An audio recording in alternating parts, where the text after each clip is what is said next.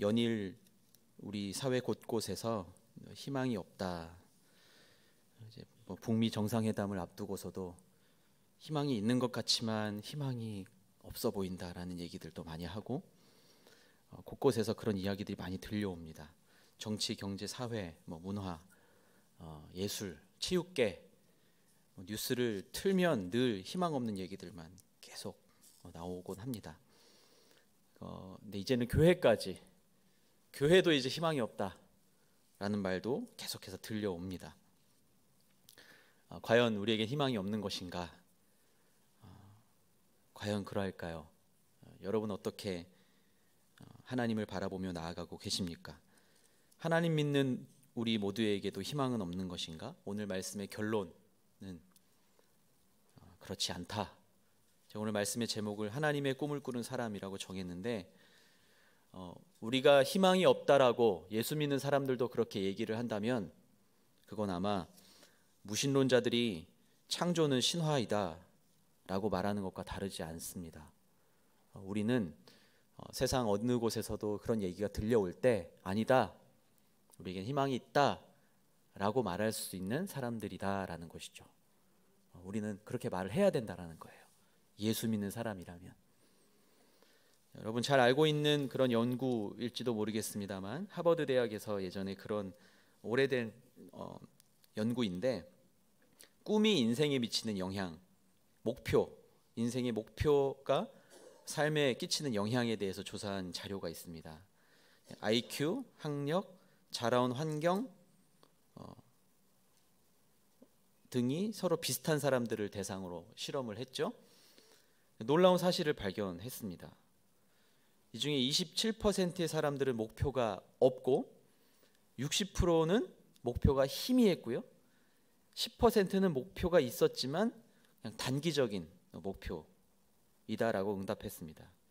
그리고 단지 3% 사람만이 명확하고도 장기적인 목표를 갖고 있었다. 그래서 이 사람들을 25년간 추적 조사를 했어요. 근데 재미있는 결과를 발견했죠. 명확하고 장기적인 목표가 있었던 이 3% 사람은요 25년 흐른 뒤에 이 미국 사회에 각계각층의 지도자가 되어 있었다. 저명 인사가 되어 있었다. 그리고 놀라운 성공을 이룬 사람이 되어 있었다. 자수성가한 사람도 있고 사회에서 아주 주도적인 위치에서 영향력을 행사하고 있었다.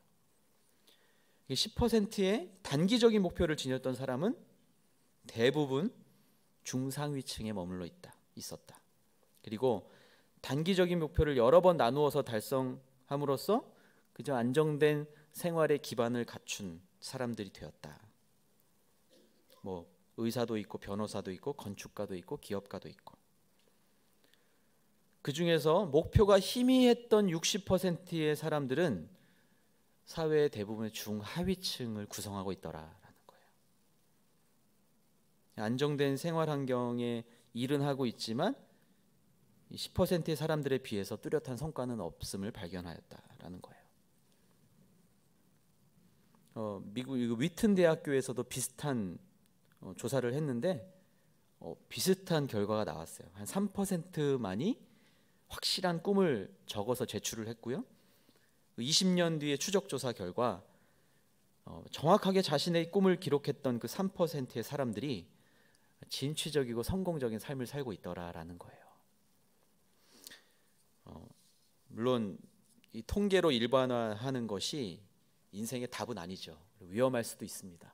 왜냐하면 우리 인생은 한순간에도 바뀔 수 있는 게 인생이기 때문에 그렇죠. 그러나 여기서 아주 그 유의미한 삶의 원리가 나타납니다. 우리가 어떤 꿈을 꾸고 사느냐에 따라서 미래가 결정된다고 할 수는 없지만 다른 결과가 나타날 수는 있다라는 거예요. 결정되지는 않지만, 그렇죠? 우리가 지금 내가 꿈을 꾸고 있는 것 때문에 내 인생이 결정되는 건 아니지만 충분히 다른 결과를 가져올 수도 있다라는 거예요.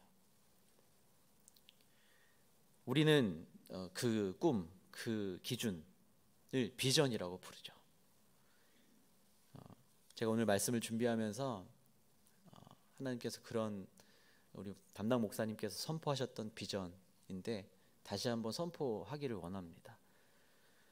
우리 여성 예배가 우리 구원의 방주의 역할을 잘 감당해서 300명으로 부흥될 것을 선포합니다. 아멘? 아멘 안 하시는 분이 아직도 있어요. 저도 아멘하기 힘들었거든요. 근데 선포하는 거예요. 그게 비전이라면 선포하는 거예요. 보이지 않아요. 제 눈에도 300명이 어디에 앉을까 잘 안 보여요. 물론 자리는 많이 비어 있지만 과연 그런 일이 일어날까? 그러나 선포하는 거예요. 그게 우리의 비전이고 꿈이기 때문에 하나님이 주신 거라면 그렇게 될 줄로 믿고 선포하는 겁니다. 300명이 될 줄로 믿습니다. 아멘. 나는 전도 잘 못해요. 저는 해본 적도 없어요. 오늘부터 꿈꾸십시오. 길 가다가 대전 온누리교회 소개하십시오. 저도 사우나 가서 소개합니다. 네. 그리고 길을 가면서도 기도하십시오. 그리고 기대하는 겁니다. 그게 우리의 꿈이면, 하나님이 주신 꿈이면 당연히 이루어질 거기 때문에 우리가 그렇게 선포하고 나아갈 수 있게 되길 축복합니다.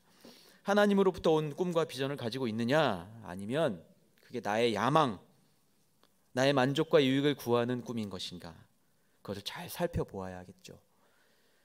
하나님의 사람은 자신을 위한 꿈을 꾸는 것이 아니라 하나님을 위한 꿈을 꾸는 겁니다. 이웃을 위한 꿈을 꾸는 것입니다. 오늘 우리가 읽은 본문의 이 요셉은 하나님의 꿈을 가진 사람이었습니다. 그가 꿈을 성취할 수 있었던 과정을 한번 살펴보면서 우리도 어떻게 하나님의 꿈을 꿀까 한번 살펴볼 수 있기를 바랍니다. 첫 번째, 어떻게 하나님의 꿈을 위해서 달려나갈 수 있었는가? 먼저 요셉은 자기 자신 그리고 하나님 앞에서 성실하였다라는 거예요. 성실하였다. 요셉은 아주 작은 일에도 성실함으로 최선을 다했습니다. 제가 말씀을 묵상하면서 이 37장 말씀을 다시 한번 쭉 읽으며 묵상하는데, 이 요셉이란 사람은 참 독특하고 또 이해가 안 되는 부분이 많이 있어요. 미움을 살 것을 충분히 예상할 수 있는 일들을 그냥 하거든요. 2절을 보면 요셉은 형들의 잘못을 보면 그대로 자기 아버지에게 전달했습니다. 고자질한 거잖아요. 그렇죠? 형들의 잘못을 보면 그대로 자기 아버지에게 전했습니다. 그리고 5절 말씀, 우리가 오늘 읽은 말씀 첫 번째, 요셉이 꿈을 꾸고 그것을 자기 형제들에게 말했습니다. 그 때문에 그들이 요셉을 더 미워했습니다. 미움 받을 거 알았을까요? 몰랐을까요? 정상적인 사고를 하는 사람이라면 미움을 받을 것을 분명히 알았을 거예요. 아니면 전혀 분위기 파악도 못하는 사람이었던가. 어떻게 보면 되게 바보 같기도 하고, 어떻게 보면 되게 어리석은 것 같기도 하고. 그리고 13절 말씀에도 보면요, 13절 우리 17절 말씀에도 보면요, 요셉에게 아버지가 명령하죠. 내 형들이 세겜 근처에서 양떼를 먹이고 있지 않느냐, 내가 너를 보내야겠다. 요셉이 대답했어요. 알겠습니다. 그리고 갑니다. 17절에 보니까 거기서 사람들에게 물어봐요. 어디에서 양을 치고 있는지 제게 알려주시겠습니까? 물어봤어요. 근데 그 사람이 말했습니다. 그들은 여기를 떠났다. 내가 들으니 그들이 도단으로 가자고 하더구나. 요셉이 자기 형들을 쫓아가 도단에서 형들을 찾았습니다. 시키는 대로 하는 사람인 거예요. 그냥 고지곳대로. 세겜에서 도단까지가 가까운 거리였을까요? 가까운 거리가 아니에요. 그냥 가는 거예요. 아버지가 시켰으니까 가는 거예요. 좋은 말에서 순종이지 사실은 아무 생각 없이 그냥 가는 것 같기도 해요. 형들이 그곳에 없는 상황에서 다시 형들을 찾아가는 거. 그리고 그 이후의 이야기도 여러분 잘 아시죠? 형들이 그렇게 음모를 꾸미고 팔아넘겨서 이 보디발의 집에서 종살이 하는 데까지 이릅니다. 그런데 종살이 하면서도 이 요셉은 주인의식을 가지고 열심히 정직하게 적극적으로 일합니다. 그리고 나중에 감옥에 들어가서도 마찬가지죠. 39장에들 보면 여호와께서 요셉과 함께 하셨고 그에게 자비를 베푸셔서 요셉을 간수의 마음에 들게 하셨다. 열심히 한 거예요. 어디를 가서나 누가 보든지 말든지 성실하게 자신을 관리한 거예요. 얼마든지 부정적인 생각에 사로잡혀서 희망을 잃고 살아갔을 수 있었을 텐데 소극적으로 살 수 있었음에도 불구하고 열심히 자신을 관리합니다. 요셉이 마침내 이집트의 총리가 되었을 때도 여전히 성실합니다. 어떤 환경에서도 최선을 다했습니다. 여러분 잘 보십시오. 요셉이 이런 과정을 겪고 총리가 되는 것, 요셉이 총리가 되는 것을 꿈꿨을까요? 아니라는 거예요. 요셉은 총리가 될 걸 꿈꾸지 않았어요. 자, 그러면 그 꿈은, 그 마음속에 있는 꿈, 하나님을 위해서 그 꾸었던 꿈, 하나님이 주셨던 그 꿈을 마음에 간직하고 있었던 요셉 앞에 펼쳐진 청사진이라는 거예요. 내가 총리가 돼가지고 그냥 다 복수해서 다 죽일 거야. 그렇게 꿈꿨나요? 그렇지 않다라는 거예요. 그저 하루하루의 삶에 성실하게 임하는 것 위에 펼쳐진 하나님의 일하심이 우리가 말하는 그런 꿈, 현실의 꿈. 그러나 요셉의 마음속에 있었던 꿈은 하나님의 꿈을 이루는 것. 하나님이 나에게 주셨던 그 꿈, 형들한테 미움받고 욕먹었던 그 꿈, 이해할 수 없는 꿈. 그러나 그 마음속에 하나님이 언젠가는 우리 민족을 위해서, 우리 형제들을 위해서, 우리 가족을 위해서, 이 이스라엘 온 민족을 위해서 이 꿈을 이루게 하실 거야.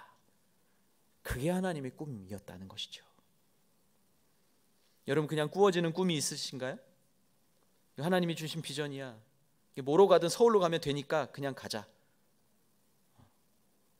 결국은 이루실 거야. 여러분 잘 분별하셔야 되는 거예요. 착각일 수 있다라는 거예요. 끊임없이 말씀으로 분별하고 내가 영적인 성실함을 가지고 하루하루 하나님 말씀에 귀 기울이면서 나아가야 되는 것. 멋진 비전 주셨으니까, 엄청난 비전 주셨으니까 다 될 거야. 막연하게, 무책임하게 그렇게 살아가는 것, 그것이 아니라 내가 과연 오늘 하루도 신실하게 성도다운 삶을 살고 있는가, 가정과 일터에서 과연 합당한 모습으로 살고 있는가가 그게 하나님의 꿈인가 아닌가가 결정된다는 사실이죠.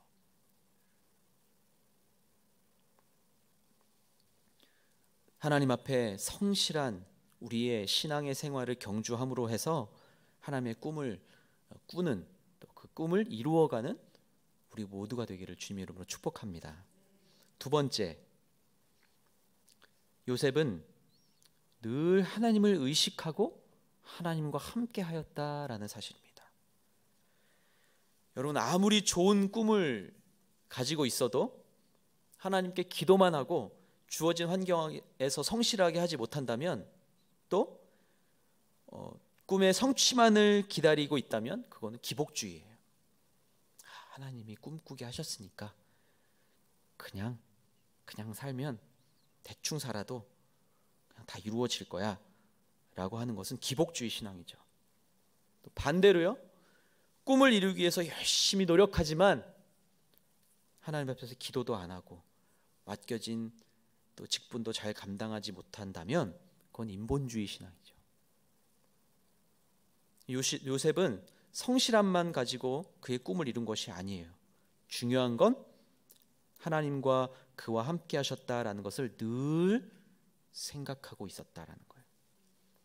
39장 2절 말씀에 보면 여호와께서 요셉과 함께 하심으로 요셉은 형통하게 됐습니다. 그리고 3절에 요셉의 주인은 여호와께서 그와 함께 하시고 그가 하는 일마다 여호와께서 잘 되게 해주시는 것을 보았습니다. 하나님께서 함께 하시는 것을 나도 알고 내 옆에 있는 이도 알 수 있게, 그만큼 하나님과 민감하게 친밀하게 살았다라는 거예요. 보디발이 봤을 때도 요셉은 정말 하나님이 함께 하는구나라는 걸 알 수 있을 만큼, 그게 뭐였을까요? 보디발이 요셉을 보면서 이 요셉은 하나님과 함께 하는구나 라는 걸 어떻게 알았을까요? 그냥 단지 성실함만이었을까요? 매일마다 때를 정해서 하나님 앞에 기도하고 하나님의 음성을 듣고 종살이하는 가운데도 그 일을 끊임없이 했다라는 거예요. 우리의 비전의 성취는 하나님과 함께 가고 있는가, 내가 가는 이 길이 하나님께서도 함께 가며 기뻐하고 계시는가에 있다라는 거예요. 따라서 순간순간 하나님의 음성을 들여야 하는 것이죠. 그리고 하나님을 멀리 두고 의식하지 못한다면 결코 들을 수 없는, 오늘 여러분 하나님의 음성을 듣고 하루하루를 살아가고 계십니까? 오늘 하나님께서 뭐라고 말씀하셨습니까? 오늘 앉아서 찬양, 함께 서서 찬양 부를 때 하나님 뭐라고 말씀하셨나요? 오늘 아침에 일어나서 잠시 묵상, 말씀을 펴고 묵상할 때, 아니면 씻고 준비할 때, 자녀들 만나고 남편을 만날 때 하나님이 뭐라고 말씀하셨나요? 우린 그거에 간과하고 살아갈 때가 너무나도 많다라는 거예요. 교회 와서 그냥 성경책 펴고 다 같이 오늘 하나님께서 주신 말씀 읽겠습니다. 그때 잠시 내용이 깨어나나요? 그렇다면 어쩌면 기복주의에 더 가까울 수 있다라는 거예요. 제가 한 주 전에 아주 너무 생생하게 꿈을 꿨어요. 꿈 얘기하는 거 되게 조심스러운데 제가 원래 꿈을 잘 안 꾸거든요. 진짜 꿈을 안 꿔요. 한 주 전에, 한 주 딱 일주일 됐습니다. 제가 아직 아내한테도 다 하지 않은 이야기인데, 제가 그 올해 성령의 바람 불게 하소서라는 제목으로 또 목회 사관학교 다녀오면서 그 알티 켄달 목사님이 첫 번째로 던진 주제가 우리 안에 완전한 용서, 따라서 완전한 회복이 일어나야만 성령의 기름 부으심이 임할 것이다 라는 메시지였어요. 그래서 제가 그 부분을 계속 묵상하고 있는 과정이었는데, 제가 교회에 이제 살림을 맡아서 하는 또 행정의 업무들을, 여러 가지 많은 일들을 해야 되기 때문에 사실은 마음이 갈팡질팡할 때가 많아요. 왜냐하면 저의 기준으로는 이건 용서하고 용납하기 어려운 많은 부분들이 있습니다. 성도님들임에도 불구하고 제가 사랑하고 아끼고 정말 함께 울어주고 너무 사랑하는 성도님들임에도 불구하고, 때로는 우리 목회자님들도 불구하고 내 기준으로는 이건 용서가 안 되고 용납이 안 되는 일들이 있어요. 저는 실수하지 않는다고 막 자부하죠. 또 적어도 나처럼만 좀 하지 하고 교만할 때가 있어요. 왜 이렇게 일이 안 될까? 이건 상식적으로 내 생각은 이렇게 하면 될 일인데 왜 이렇게 안 될까?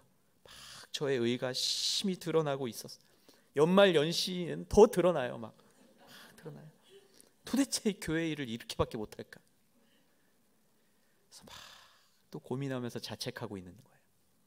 주님, 제가 교만했습니다. 그러다가도 또 돌아서면, 아니 이거 이렇게밖에 안 됩니까 이게? 근데 그날 지난 주에 밤에 잠을 자는데, 제가 이제 교회 차량을, 저는 사고를 안 내거든요.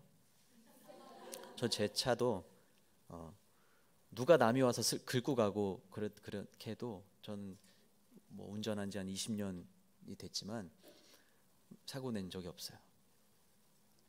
제가 교회 차를 몰다가 너무 생생한 거예요. 너무 생생해서 막 식은땀이 얼마나 났는지, 교회 차를 몰고 가는데 사람을 쳤어요. 사람 쳤는데 그 친 사람을 제가 또 밟고 지나갔어요. 그 뼈가 으스러지는 소리까지 제가 꿈속에서 생생하게 들려서 너무 소름 돋고 너무 가슴이 내려앉았어요. 야, 큰일 났다. 꿈속에서도 생생하게 그 생각 지나가는 거야. 그렇게 잘난 척 하더니 이제 어떻게 할래? 이렇게 인사사고 내면은 이거 진짜 합의 안 해주면 형사 처벌인데, 막 생각이 지나가는 거야. 어떡하지? 사람들이 막 몰려들었어요. 웅성웅성 그 소리가 들리는 거예요. 벨트를 풀고 차에서 내려서 그 신음하고 있는 사람한테, 그래도 다행히 죽지는 않았어요. 신음하고 있는 사람한테 다가갔어요. 다가갔는데 그 신음하고 있는 사람이 제 이름을 부르는 거예요. 예수님인 거예요. 예수님. 그 신음하고 있는 분이 예수님이었어요. 제가 다가가서 막 안절부절 못하고 막 울고 있는데 그 뼈가 으스러진 상태인 그분께서 일어나서 저한테 걱정하지 마, 자책하지 마, 괜찮아. 그리고 구경하는 사람들이 이제 막 몰려들어서 구경하는데, 그래서 두 분이 그 구경하는 사람들에서 이렇게 걸어 나오셔서 저를 안아주시는 거예요. 그 두 분이 제가 너무 사랑하는 목사님 두 분이에요. 네. 온누리교회에 계신 목사님 두 분이 저한테 다가오셔서 안아주시면서 한참을 울어주셨어요. 한참을 부둥켜 안고 울다가 잠에서 깼습니다. 어찌나 그 꿈이 생생하던지, 하나님께서 진짜 단단하고 메마른 내 마음속에 말씀하시려고, 이렇게 내가 꿈을 잘 안 꾸는 나 같은 사람한테 꿈으로 나타나셔서 말씀하시는구나. 제가 진짜 너무너무 생생하게, 제가 아마 평생 꿈 중에 가장 생생한 꿈이었던 것 같아요. 하나님 나와 함께 하시는구나. 하나님께서 나와 더 가까이 하기를 원하시는구나. 고백하는 시간이었어요. 여러분, 예수님 만난 꿈 꿔보셨어요? 네. 예수님 만날 수 있게 축복합니다. 꿈에서도 만날 수 있게 되길 축복합니다. 전 예수님 만났어요. 제 마음이 너무 강팍하니까 그렇게 만나주셨어요. 괜찮다, 내가 널 용서했다, 자책하지 마라. 그 음성이 제 귀에 계속 맴돌았어요. 여러분, 그냥 저스트 드림이 아니라, 그냥 꾸는 꿈이 아니라 하나님과 동행함으로 우리의 그 비전의 성취를 맛볼 수 있게 되기를 주님의 이름으로 축복합니다. 그리고 세 번째, 요셉의 모습. 요셉은 환경을 초월함으로 인내하였다라는 거예요.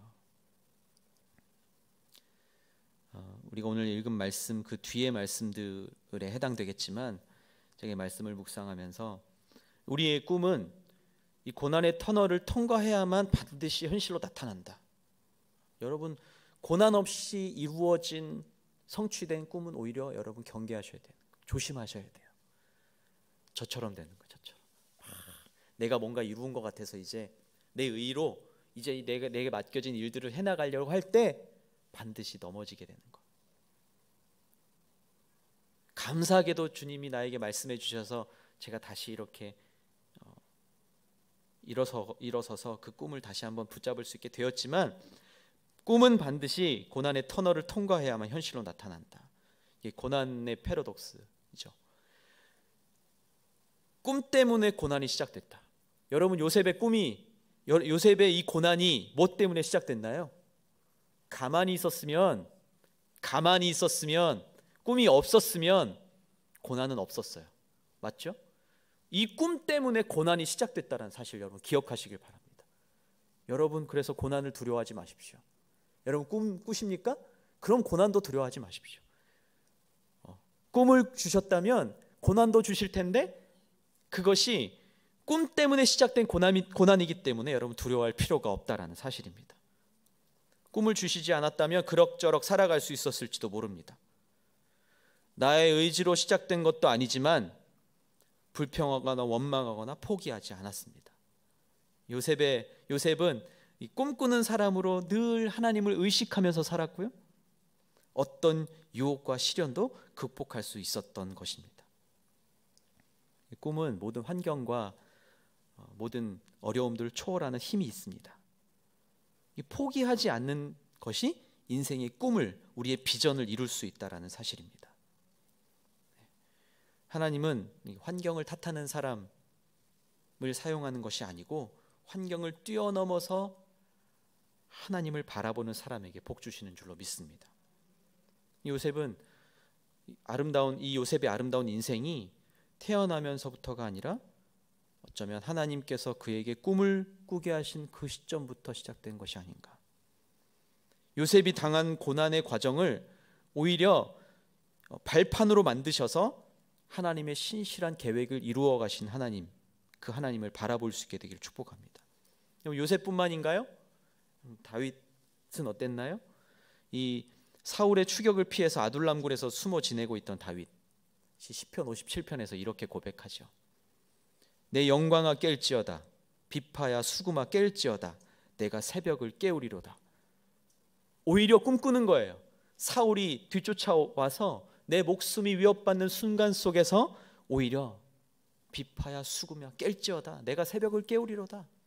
오히려 하나님의 비전을 선포하는 거예요. 여러분, 어쩌면 정답 같은 이야기일지도 모르겠지만 삶을 뒤돌아보면 이건 삶이 길든 짧든 다 마찬가지인 것 같아요. 뒤돌아보면 제일 암울하고 어둡고 도무지 앞이 보이지 않는 상황일 때 하나님이 더 가까이 계셨던 것은 분명한 것 같아요. 여러분은 어떠세요? 언제 하나님이 제일 가까이 계신 것처럼 느끼셨나요? 잘 될 때 그러셨나요? 그러면 엄청난 믿음인 거죠. 물론 그때도 하나님이 함께 하시지만 하나님이 가장 가깝게 계시다 느낀 것은 가장 암울하고 어둡고 앞이 보이지 않는 상황이었을 거예요. 저 역시도 저의 20대 시절 제일 암울하고 10대 말부터 20대, 30대 결혼에 이르는 그 시간, 또 목회의 길을 결단하고 걷기 시작하는 그 시간까지가 참 어두운 터널을 지나가던 것 같은 시간이었어요. 재정적으로도 그랬고, 내 다음 스텝을 고민하고 계획하고 준비하는 대로 잘 되지 않고, 나는 그냥 그래서 결혼도 별로 이렇게 해야 되겠나 이런 생각이 별로 없기도 했고,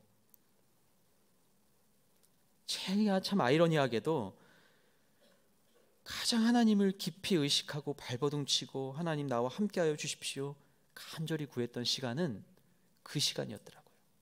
어쩌면 지금 목회자로 하나님 말씀을 준비하는 시간보다 어쩌면 그때가 더 간절하게 하나님 앞에 매달렸던 시간인지도 모르겠습니다. 하나님을 믿는 저와 여러분에게 희망이 없다라는 단어는 어울리지 않습니다. 우리는 비전을 가진 사람들입니다. 나이가 많던 적던, 건강이 좋든 좀 나쁘던 우리는 비전을 가진 사람들입니다. 성경에서 의지하다라는 단어는요, 이게 히브리어로 바타흐라는 단어인데 희망을 걸다라는 뜻을 갖고 있어요. 이게 의지하다가 이게 그냥 기대다, 희망 없이 그냥 엎드리다 이런 뜻이 아니라 희망을 걸다라는 뜻이에요. 하나님을 의지한다라는 건 의지 박약적인 표현이 아니라 반대로 모든 것이 하나님께 있기 때문에 하나님께 희망을 건다라는 의미라는 거예요. 우리 하나님을 꿈꾼다, 하나님을 의지한다라는 건 하나님께 희망을 건다라는 거예요. 나는 할 수가 없으니까 내가 그냥 의지합니다, 기대입니다. 단지 그런 나약함의 의미가 아니라 모든 것이 다 하나님 앞에 있기 때문에 그것을 하나님께 건다라는 내 의지의 표현이라는 거예요. 나는 너무 연약하니까, 나는 아무것도 할 수 없으니까 그냥 도와주십시오. 막연한 의지가 아니라는 거예요.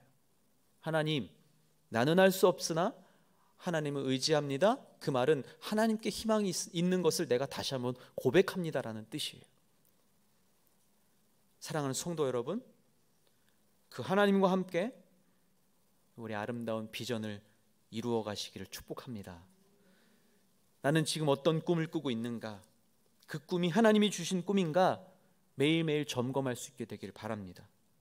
내게 환경을 초월하는 인내와 성실함이 있는지, 우리 가정에 어려움들이 있다면, 우리 자녀에게 어려움이 있다면, 내 안에 건강의 어려움, 또 재정적인 어려움, 내가 해결할 수 없는 관계의 어려움들이 있다면 여러분 그걸 오히려 하나님 앞에 거십시오.